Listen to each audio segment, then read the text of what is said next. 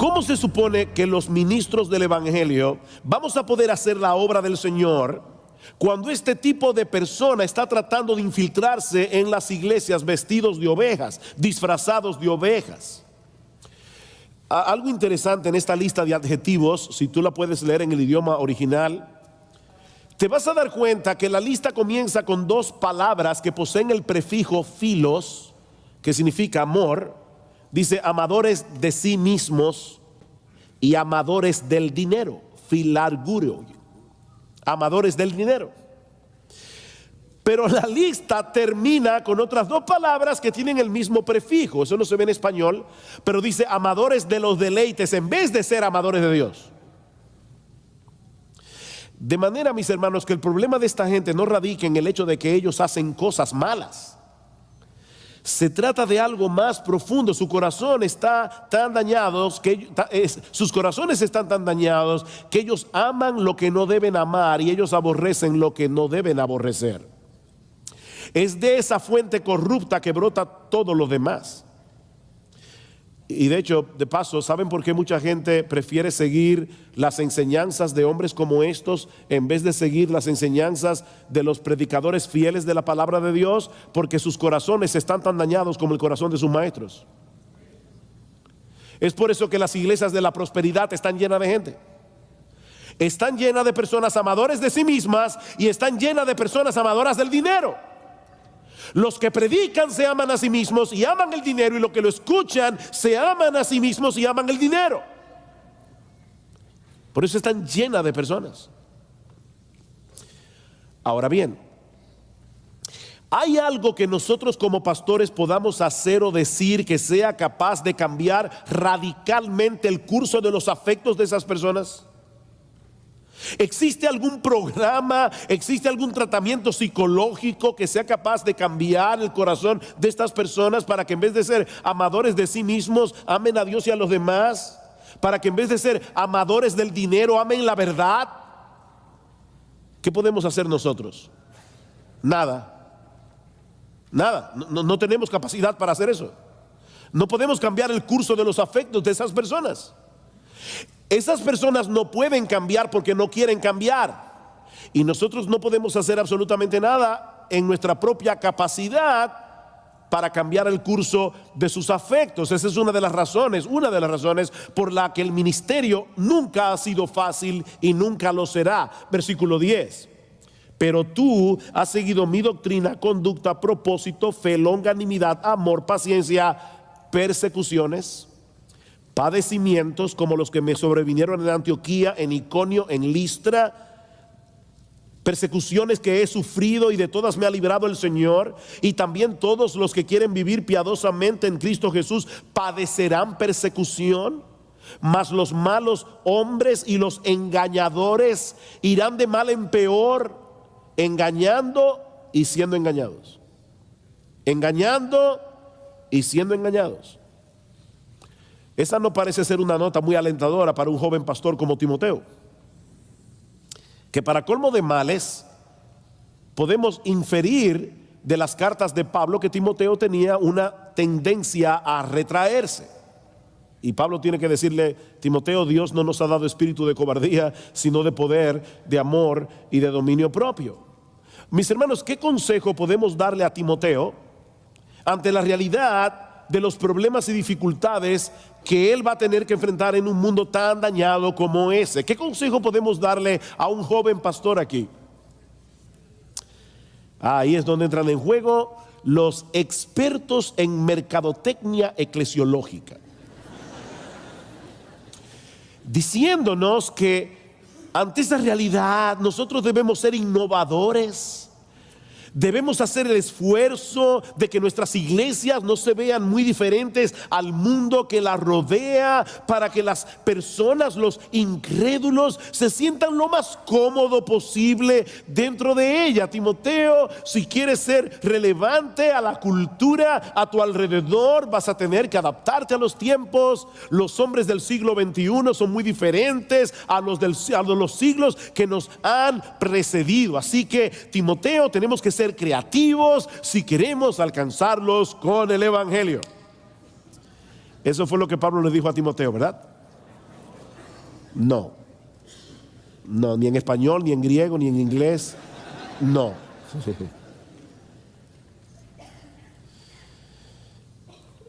Alguien dijo muy sabiamente, la forma, lo voy a decir tranquilo, yo a veces soy enfático, lo voy a decir tranquilo para que caiga así.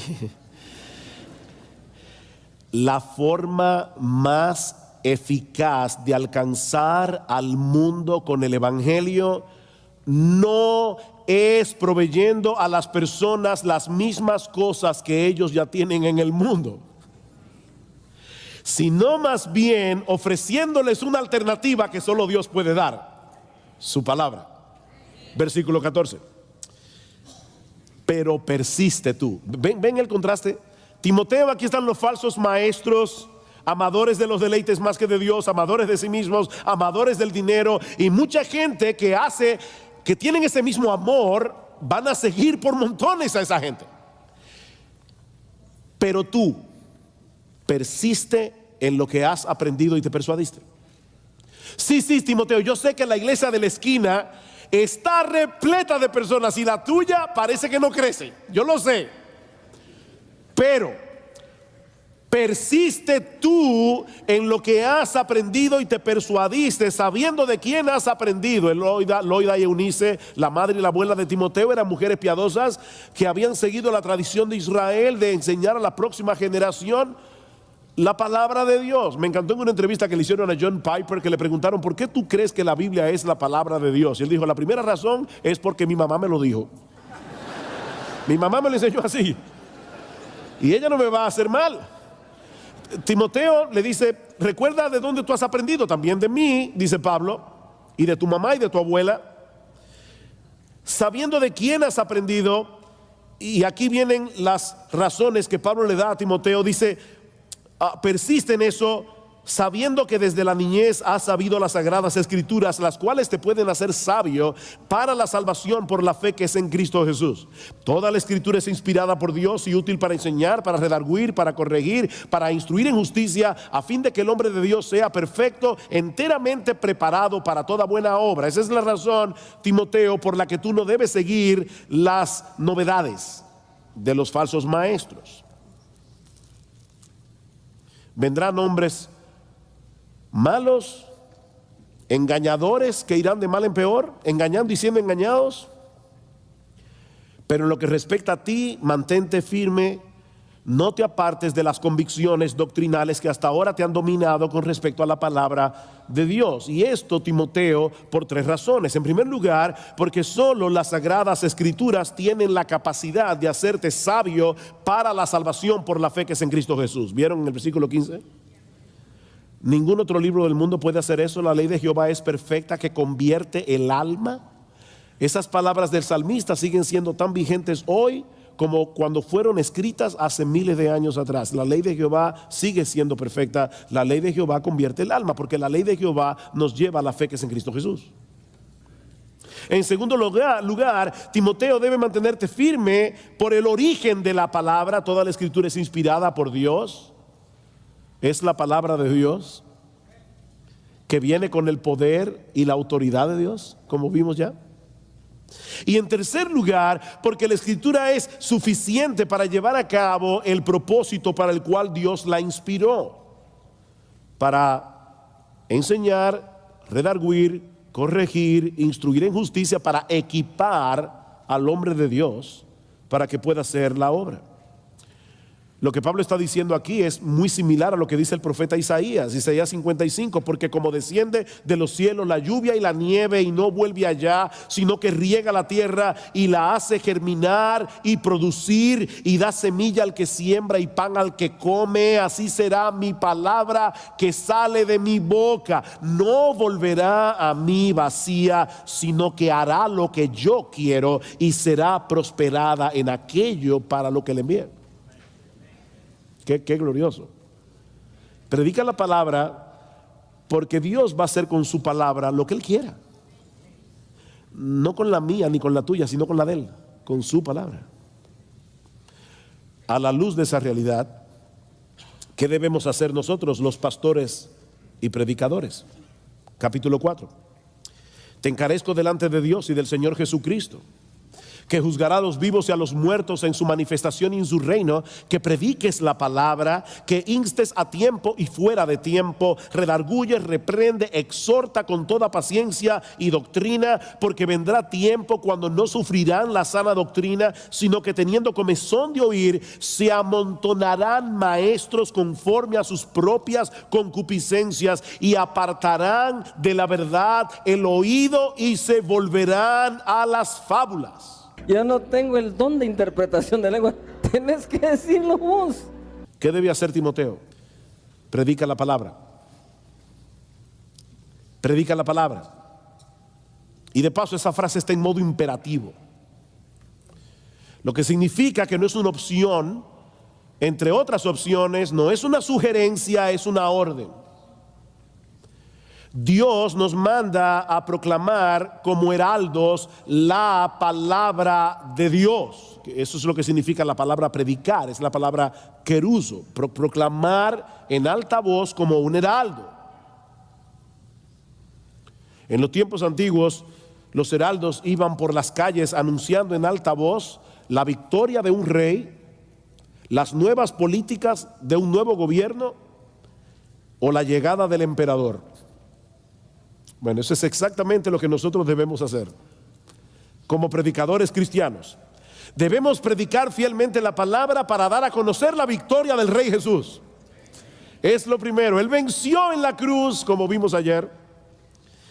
Debemos anunciar como heraldos las políticas de su gobierno.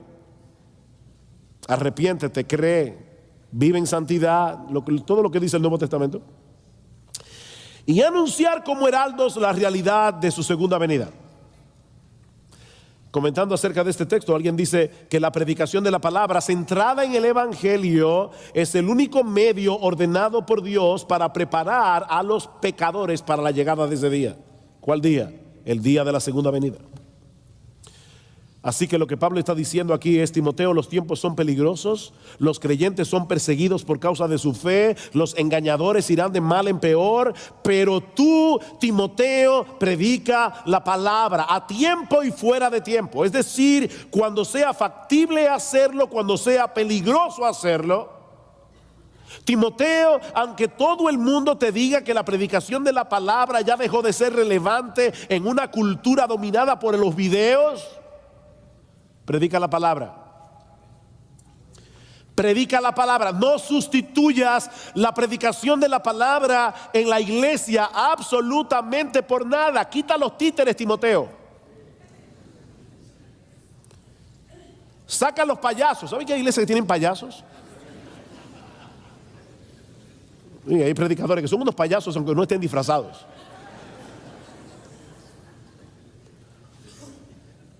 Una vez oí a un siervo de Dios diciendo: no se puede ser profeta y payaso al mismo tiempo.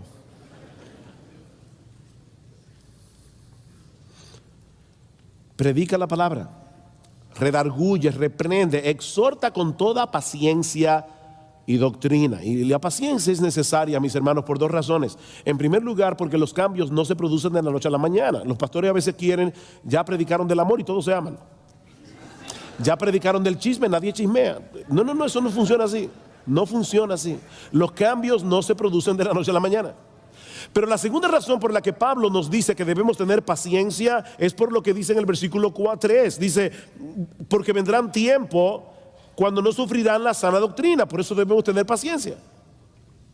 Sino que teniendo comezón de oír, se amontonarán maestros. ¿Ustedes se imaginan eso? Personas amontonándose falsos maestros para que les rasquen el oído, para escuchar lo que ellos quieren escuchar. Como dice William Hendrickson, el anhelo de esta gente es tener maestros que se adapten a sus propios caprichos o a sus gustos pervertidos. Pero tú, Timoteo, ven versículo 5, otra vez el contraste, pero tú. Hay 3 pero tú en el texto. En el versículo 10, en el versículo 14 del capítulo 3 y en el versículo 5 del capítulo 4. Eso es lo que hacen los falsos maestros. Pero tú eres diferente. Tú eres un siervo de Dios. Pero tú, sé sobrio en todo, Versículo 5. Es decir, Timoteo, mantente en tu sano juicio. No te dejes arrastrar por el deseo de esta gente de ver y escuchar cosas sensacionales y extravagantes. Timoteo, sé sobrio. Sé sobrio. Segundo lugar, soporta las aflicciones. Soporta las aflicciones. Recuerda que todos los que quieran vivir piadosamente en Cristo Jesús padecerán persecución, y eso incluye a los que persisten en predicar la palabra cuando la gente no quiere oír la palabra. Haz obra de evangelista en la iglesia y fuera de la iglesia. Comparte el evangelio con los perdidos. Cumple tu ministerio. ¿Cómo? Entre otras cosas, procurando con diligencia presentarse delante de Dios aprobado como un obrero que no tiene de qué avergonzarse, que traza bien la palabra de verdad, y en segundo lugar, predicando la palabra. Cumple tu ministerio. Mis hermanos, ¿cuáles son los argumentos que hemos usado hoy aquí para defender el por qué las iglesias deben recuperar la predicación expositiva? En primer lugar, porque es a través de su palabra que Dios manifiesta su poder, su autoridad y su presencia especial en el mundo. Y en segundo lugar, porque Dios nos ordena que prediquemos su palabra. Si la gente quiere oír, predica la palabra. Si la gente no quiere oír, predica la palabra. Mis hermanos, podemos llenar las iglesias haciendo muchas cosas entretenidas, pero no veremos a un solo pecador pasar de muerte a vida a menos que la palabra de Dios resuene con poder en medio del valle de los huesos secos. Solo la palabra puede hacer eso. Pastor, que estás aquí en esta mañana, si tú quieres la bendición de Dios sobre tu ministerio, entonces predica la palabra a tiempo y fuera de tiempo. Al final de cuentas, lo que el Señor evaluará de tu ministerio en aquel día no es el número de personas que vengan a escucharte cada domingo, no es la cantidad de sermones reproducidos en YouTube. ¿Quién es pues el siervo fiel y prudente al cual puso su Señor sobre su casa para que les dé el alimento a tiempo? Mateo 24, 45, 46. Bienaventurado aquel siervo que cuando su Señor venga le haya haciendo así. ¿Haciendo qué? Dándole a su pueblo el alimento de su palabra a tiempo y fuera de tiempo.